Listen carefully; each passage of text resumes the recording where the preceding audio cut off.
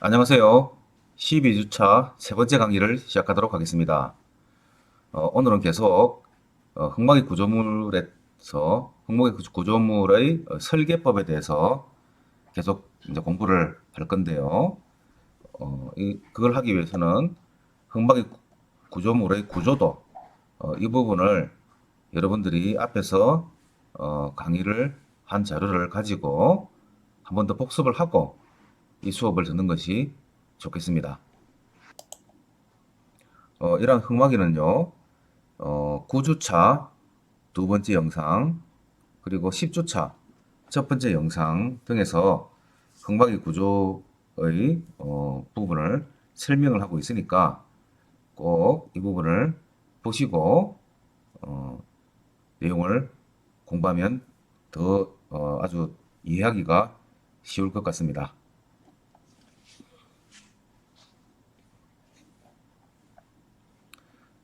자, 이러한 어, 흑막이를 하게 되면은 굴착을 할 때 변이가 발생하게 됩니다. 이럴 때 옹벽이나 흑막이 벽의 경과 시간에 따라서 변이가 어떤지를 계측을 통해서 판정을 하게 되는데 이때 판정을 할 때 판정법을 설명을 드리도록 하겠습니다. 일반적으로 흑막이 벽이나 옹벽의 변이가 1000분의 h 정도가 흑막이 벽이 있을 때 지금 굴착을 하고 이렇게 흑막이 설치했는데 이 흑막이 벽이 이쪽으로 이렇게 기울어지는 각도를 깊이를 흑막이 벽의 깊이를 h라고 했을 때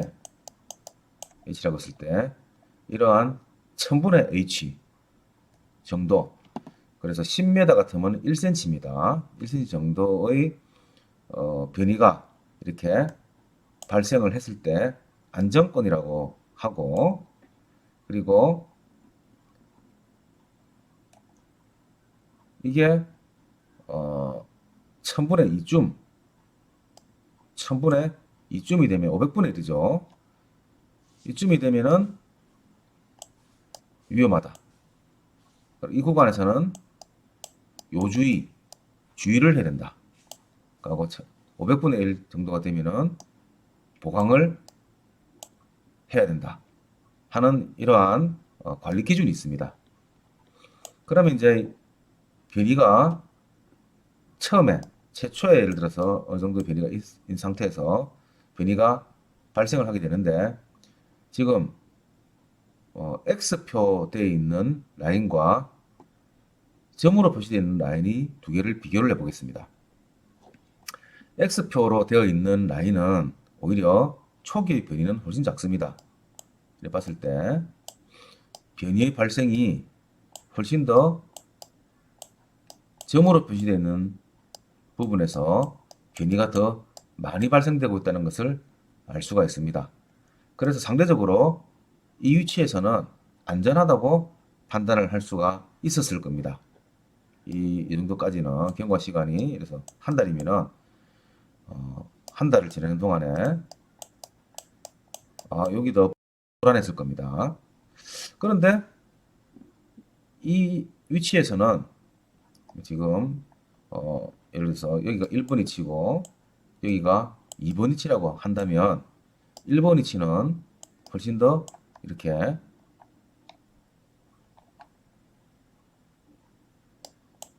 불안했을 거다 말입니다. 이건 2번 위치고. 그래서 아마 주의를 많이 했었겠죠. 그런데 시간이 지나니까 이게 여기서부터 2번 위치가 점점 더 이렇게 변이가 발생이 되면서 이렇게 위로 이렇게 올라가는 것을 발산이라고 합니다. 발산.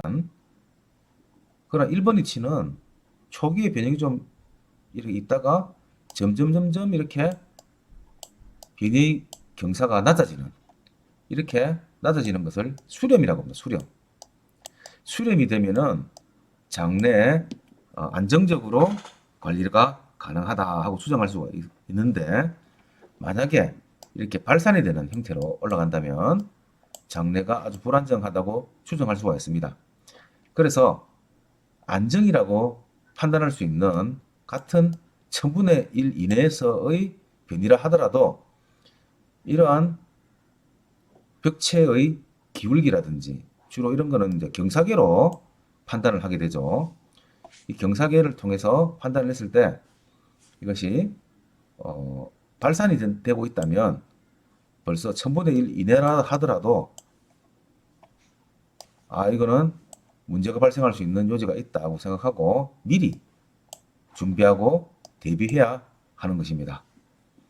그래서 이러한 변이 관찰에 의해서 안정성을 미리 예측하는 이러한 기법은 상당히 중요하며 관심이 있는 그러한 기술자는 이런 부분을 꼼꼼하게 보면서 관찰을 하지만 관심 없이 그냥 시간만 보내는 그러한 기술자는 이렇게 발산이 되고 있음에도 불구하고 안전하다고 판단함으로써 나중에 큰 사고를 초래하게 됩니다.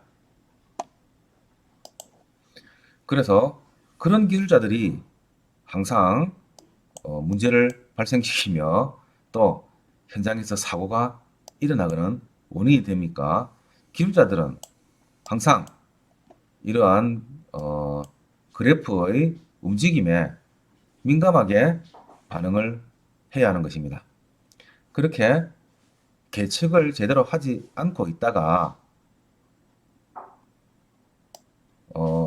그냥 안심하고 있다가 엄청난 사고를 당했던 현장의 예를 한번 보여드리도록 하겠습니다.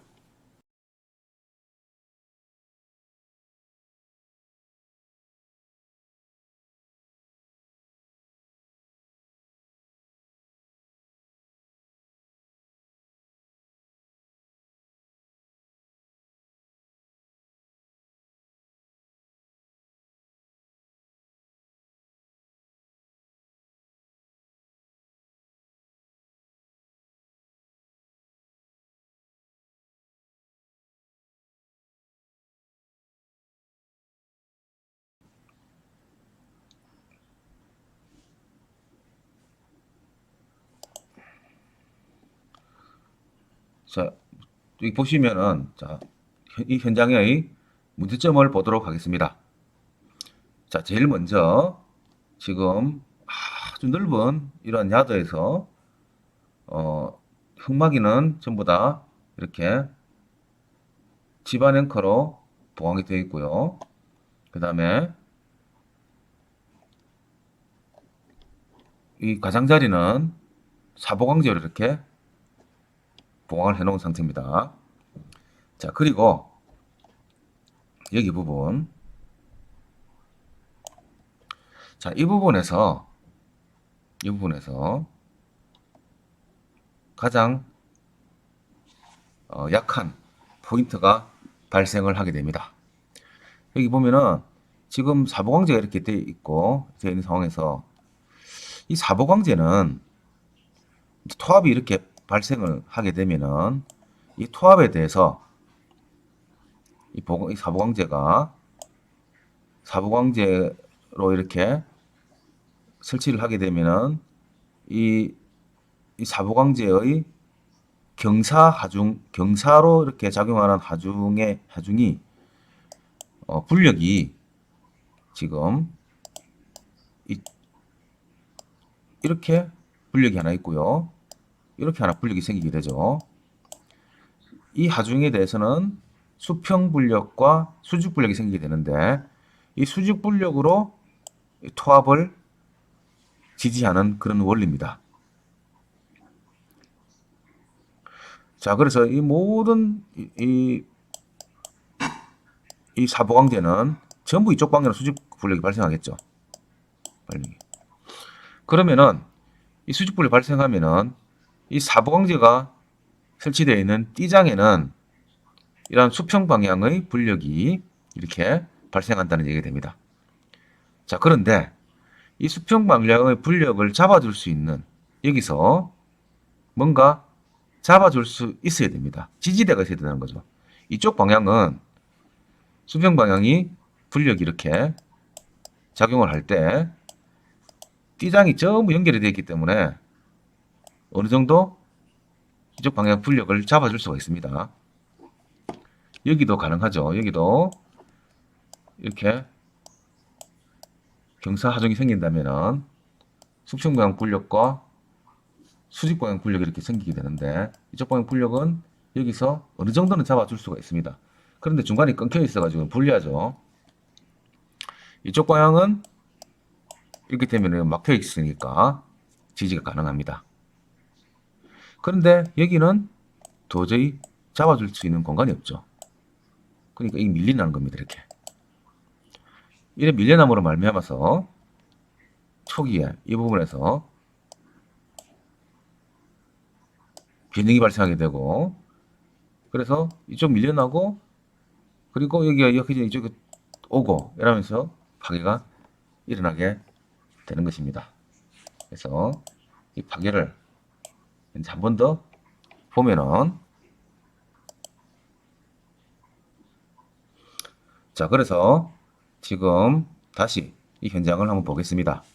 여기 보시면은 이 부분을 주의해서 보시기 바랍니다. 여기서 어떻게 움직이는지를 보시면은 여러분들도 내용을 알 수가 있을 겁니다. 자 보시면은 이렇게 움직이죠. 들어옵니다. 이렇게 파괴가 일어나는 거예요. 그래서 집안도 그렇게 나쁘지 않고 멀쩡한 이런 현장에서 이러한 어처구니 없는 사고가 발생할 수밖에 없는 것입니다. 이 정도 손실이 나면은 이 현장의 시공회사는 수십억의 손실을 안고 엄청난 피해를 가지게 되는 거죠. 그리고 뒤에 이로 인해서 주변 집안이 침하되고 가옥이 파손되고 하면은 거기에 대한 손해는 그저 돈으로 해결할 수 없는 그러한 형태가 되게 되는 것이죠. 그래서 우리 토목기술자들은 정말 하나하나 꼼꼼하게 아는 것이 힘이다. 모르면은 약이 아니고 독이다 하는 것을 아시고 특히 가시설 이런 부분에서 여러분들이 상당한 주의를 기울여야 됩니다. 그래서 이러한 사고가 많이 발생함으로써 지금 우리나라는 몇 년 전에 지하안전특별법이라는 법이 통과가 됐죠. 그리고 지하안전특별법을 통해서 이렇게 10m 이상의 굴착을 하는 곳에서는 지하안전 영향성 검토를 필히 의무적으로 하게 되어 있습니다. 이렇게 지하안전 영향성 검토를 필히 마치고 굴착을 해야 되도록 이렇게 이제 법으로 정했기 때문에 지금 현재는 이러한 토목기술자가 많이 필요로 하는 토목기술자를 많이 필요로 하는 그러한 상황이 되어 있습니다. 특히 토목에서도 집안 기술자들이 많이 양성돼야 되고 그러한 집안 기술자들이 여기에 설계나 시공에 참여함으로써 이러한 사고를 더 막을 수 있는 그리고 또 지하안전 특별법으로 인해서 사면 영향성 검토를 지하 영향성 검토를 할 수 있는 또 많은 인력이 또 필요로 하고 있는 실정입니다. 그래서 여러분들 많은 관심을 가지고 이쪽도 관심을 가지고 보시기 바라겠습니다.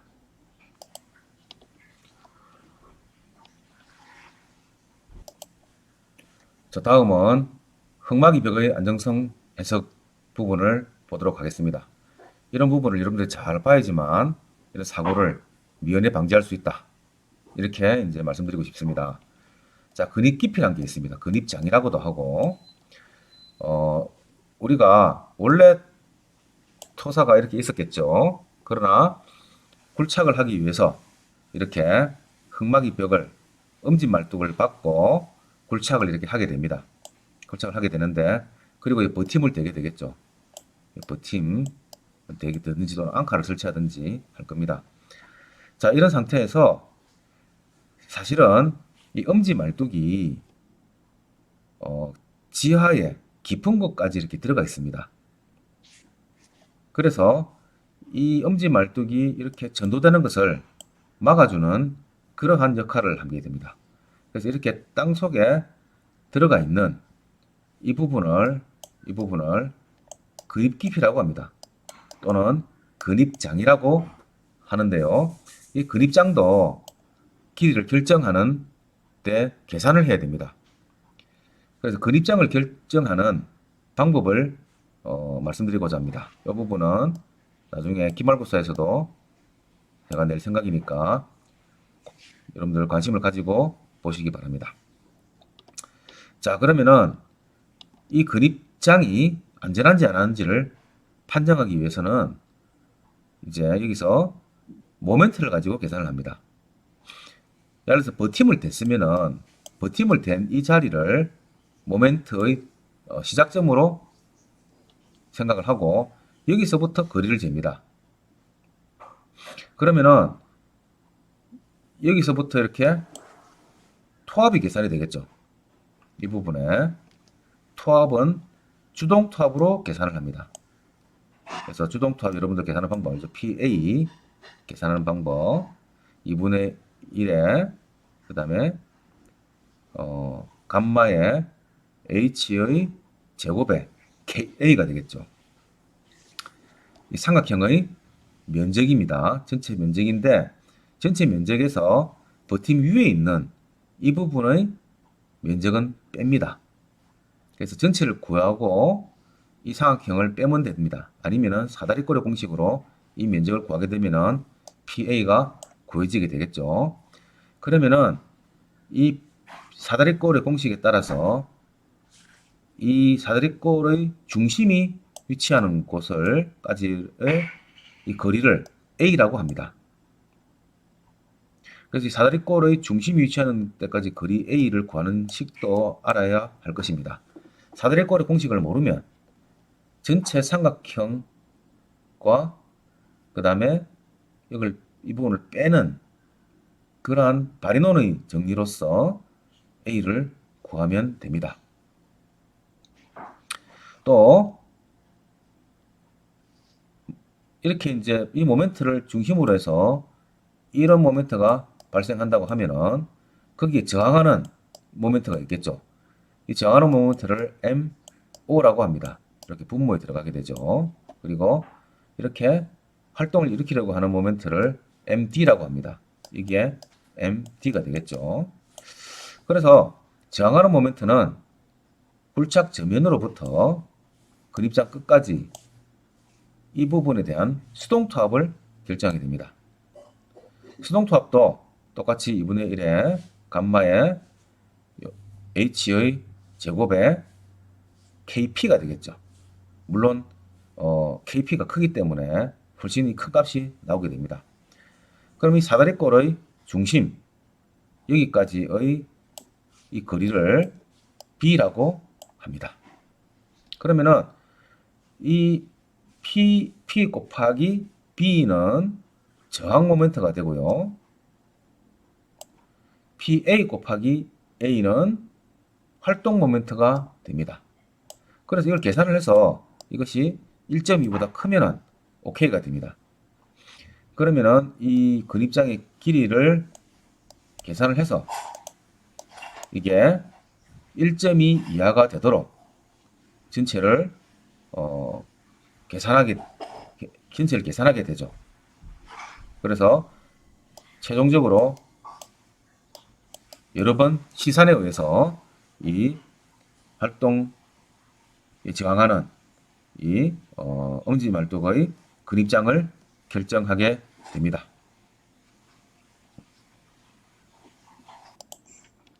다음은 흑마기 벽의 부지 해석입니다. 흑마기 벽에 작용하는 토합을 계산할 수가 있어야 됩니다. 흑마기 벽에는 보면은 이 흑마기 벽이 있을 때 뒤에서 이렇게 흙이 흑마기 벽을 이렇게 미는 토합이 발생이 되는데 이 토합은 옹벽일 경우에는 이렇게 뭐 랭킨의 토합이나 쿨롱 투합을 통해서 삼각형으로 분포되는 것이 일반적이었죠. 그러나 흑마기벽은 좀 다릅니다. 흑마기벽은 이러한 투합의 분포를 이렇게 세 가지로 나누어서 계산하도록 하고 있습니다. 이 흑마기벽에 적용하는 투합의 분포를 모래와 또 점토로 나눠서 하고 있는데요. 점토는 연약에서 보통 점토, 단단한 점토 이렇게 나누고 있습니다. 그래서 CU분의 감마 H, CU는 흙의 비배수 점착력입니다. 점착력분의 감마 단위중량 곱하기 H를 계산해서 이 값이 4보다 크면 요거는 연약한 점토가 됩니다. 또 CU분의 감마 H 값을 계산해서 이것이 4보다 작으면 단단한 점토로 분류가 되죠. 그래서 연약한 점토는 분포를 이렇게 된다고 보고요. 단단한 점토는 사각형 분포가 이렇게 됩니다. 모래의 경우는 이렇게 직사각형 분포가 됩니다. 그러면은 투합을 계산할 때 결국은 흑마기 벽이 있다면은 이 흑마기 벽에 작용하는 투합이 이런 식으로 발휘가 된다는 말이 되고요. 그래서 이 전체의 면적이 투합이 됩니다. 그러면은 이 면적을 구하기 위해서는 요 밑변의 길이와 높이를 곱하면 그냥 되잖아요. 그죠? 밑변의 길이와 높이는 h고, 그러면은 밑변의 길이, 이게 바로 시그마 a가 되는 것입니다. 이 값을 계산할 때 이렇게 시그마 a는 0.65 감마 h 탄젠트 제곱에 45도 마이너스 1의 파이, 이 값을 쓰면 됩니다. 자, 탄젠트 제곱 45도 마이너스 1의 파이는 뭡니까? 이거 KA죠. KA입니다. 탄젠트 제곱 45도 1의 파이. 탄젠트 제곱 45도 플러스 1의 파이는 KP고, 그래서 이건 뭐 주동투합 계수입니다. 그러면 감마 H는 이 부분에 이 부분에서의 수직 응력이죠. 이 수직 응력의 65% 받겠다는 겁니다. 0.65. 그래서 이거를 여러분들이 0.65 감마 H의 탄젠트 제곱 45도 마이너스 1의 파이 공식을 여러분들이 외우면은 이 문제를 풀 수가 있을 겁니다. 또한 좀 전에 말했듯이 CU분의 감마 H가 4보다 크면은 연약점토일 경우에는 이렇게 분포가 됩니다. 그러면 여기 지금 밑변의 길이가 시그마 A니까 시그마 A는 감마 H에 1 마이너스 감마 H분의 4CU 이 공식에다 넣고 그냥 풀면 됩니다. 그럼 높이는 이렇게 나누어서 밑에는 0.75H 이렇게 면적을 구하면 되고요. 이 시그마 A 곱하기 0.75H 만약 10m 같으면은 여기는 7.5m가 되겠죠. 그리고 나머지 이 부분 2.5m 부분은 삼각형입니다. 그래서 밑변 곱하기 높이 곱하기 2분의 1 해주면 면적 나오겠죠. 그래서 두 개 더해주면은 전체 투합이 결정이 됩니다. 자, 이런 경우는 사다리꼴의 공식 그냥 쓰면 됩니다. 여기다는 0.2에서 0.4 감마 h니까 답이 두 개가 나오겠죠. 0.2와 감마 h를 곱한 값 있을 거고, 또 0.4와 감마 h를 곱한 값이 있으니까 이런 경우에는 투합을 구하라 하면은 투합 p는 무슨 값에서부터 무슨 값 이렇게 범위를 주는 것이 답이 됩니다. 그래서 요 사다리꼴 하기 싫은 사람은 이렇게 나누어서 이렇게 사각형 플러스 삼각형 곱하기 두 개 하면 되죠. 그래 안 하면은 그냥 이거 빼고 이렇게 사각형의 면적을 구하면은 똑같은 면적이 되죠.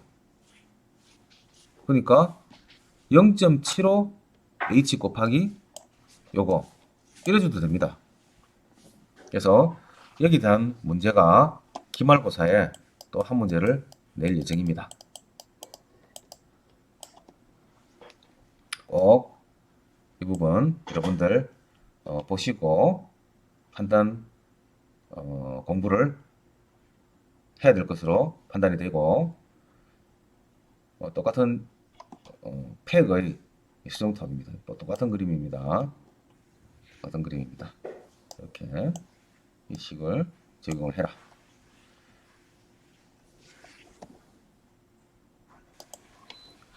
또 데슈타르호프는 이 흑막이벽의 투합을 이런 식으로 이렇게 제시를 했습니다. 이거는 이분 본인의 어떤 또 이론이고요. 또 이 방법도 많이 사용을 합니다. 그러면은 방금 팩의 공식을 이용해서 예제를 풀어보도록 하겠습니다. 지금 이렇게 식을 주고 이제 흑막이벽의 배면 토사가 감마가 1.8 톤 퍼 입방메다, 높이 h가 10m, 계산하기 좋도록 10m를 주었습니다. 그리고 비배수점 상력 CU는 0.5 kg 폴스 퍼 스퀘어센치다. 자, 이 두 개 단위가 다르니까 단위 맞춰줘야 됩니다. 자, 풀이해 보겠습니다. 자, 먼저 배면의 토사가 어떤 흙인가를 봤을 때 CU 점착력을 주는 것으로 보아서는 파이를 주면은 모래가 되겠죠. 그러나 점착력을 주는 것으로 봐서는 점토다. 둘 중에 하나입니다. 그래서 먼저 이 식으로 계산을 해봅니다. CU분의 감마 H를 계산하니까 CU는 5톤 퍼 제곱미터가 돼서 5를 넣게 됩니다. 그리고 1.8 곱하기 10m 해주니까 3.6이니까 4보다 작네요. 4보다 작으니까 단단한 점토로서 이 식을 적용하면 됩니다. 그래서 그대로 이렇게 0.2, 0.4 감마 H를 해주면은 0.2 곱하기 1.8 곱하기 10, 또 0.4 곱하기 1.8 곱하기 10 이러니까 답은 3.6에서 7.2의 범위가 됩니다. 응력의 범위가 3.6에서 7.2가 되니까 다시 이 부분을 가지고 이 투합의 크기를 계산을 하게 되면은 우리 사다리꼴의 공식을 이용해서 여기 보면은 밑변 더하기 윗변, 그래서 10 더하기 5, 그리고 요 길이가 처음에 3.6이었죠. 3.6 그리고 2분의 1, 이 면적의 사다리꼴의 면적 공식입니다. 그러니까 27톤 폴스가 나왔습니다. 또한 또 7.2를 넣어봐야 되겠죠. 2분의 1 곱하기 7.2 곱하기 10 더하기 5 이렇게 해보니까 54톤 폴스가 나왔습니다. 그래서 범위는 투합의 크기는 27톤에서 54톤 폴스다. 이렇게 결정이 난 것입니다.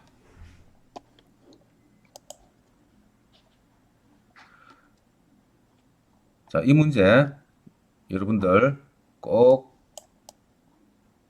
보았다가 또 이 모래일 때의 투합을 묻는 문제가 나올 수도 있습니다. 그래서 여러분들이 예제를 한번 많이 풀어서 이 문제 나왔을 때 틀리는 사람이 없도록 합니다. 다음은 흑막이 벽에 작용하는 투합입니다. 상당히 중요하죠. 벽체의 변이에 따라서 주동 투합이 어떻게 재분배가 되느냐 하는 것을 나타내는 것으로서 벽체가 변이가 일반적인 분포 이렇게 변이가 윗부분에서 생기는 이러한 변이가 생겼을 때 이때는 우리가 좋아하는 이 테레자키의 투합 분포 삼각형 분포가 됩니다. 이때의 투합의 작용점은 3분의 h가 되고요. 그러나 벽체가 아랫부분에서 밀려나는 경우도 있죠. 집안이 연약한다든지 그립장이 부족하면은 이렇게 밑에서 변이가 생깁니다. 이럴 때는 이 부분의 토합이 줄어들게 돼서 이렇게 동그란 분포가 됩니다. 그리고 토합의 작용점도 3분의 1보다는 좀 더 위로 올라가게 됩니다. 만약에 벽체의 변이가 중간에 배가 이렇게 나오게 되면은 가운데가 변이가 제일 많기 때문에 이쪽 부분에 토합이 줄게 되고요. 이렇게 호리병 반 모양의 토합 분포가 되게 됩니다. 또 벽체가 이렇게 아래 위로 똑같이 이렇게 변이가 생기게 되면은 이렇게 반원형의 분포가 되고요. 토합원 위치는 여기가 되게 됩니다. 그래서 B나 D나 C나 이런 토합의 분포의 형태를 묻는 문제가 잘 나오기 때문에 꼭 이거는 여러분들이 알아두어야 합니다. 정말 중요하고 시험에서도 잘 나오는 부분이기 때문에 여러분들이 꼭 이거를 외워둬야 될 것으로 생각이 됩니다. 자, 여기까지 해서 오늘 수업 마치도록 하겠습니다.